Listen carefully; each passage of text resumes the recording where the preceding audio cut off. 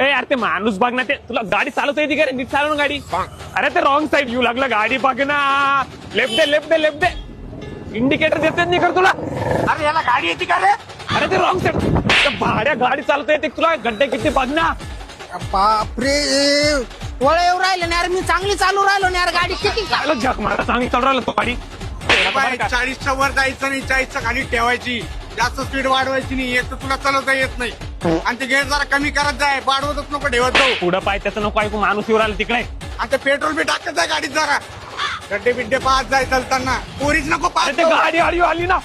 गाडी बघ ना आडवी येऊ राहिली. तुला समजायचं बोलतो तू गाडी नीट गाडी चालव. तू डोकं नको खराब करू आजा बरं का. हेल्मेट बी घालत नाही. हेल्मेट घालून येत जाय. अरे येड्या, एका गाडीवर 3 जण जमत नाही, आपल्याला ट्रॅफिकचे नियम पाळावे लागतात. आपण एकटा 3 जण चाललो आणि तुम्ही त्याच्यात ज्ञान देऊ राहिले यार. गाडी प्लॅन तुमचा होता ना, आपण ट्रिपल सीट जाऊ म्हणून, लवकर जाऊ, काम करू म्हणून. बोलतो राहिलो पण यायचा पत्ता नाही आला तर अशी गाडी चालू राहिला. फाडखाव गाडी चालवायचे काही नियम राहते, सिग्नल राहते, पोलीसवाले उभे राहते. गाडीचा ग तरी माहिती, गिअर गिअर गिअर माहिती तुला? तुमच्या मायचा ताण तुमच्या.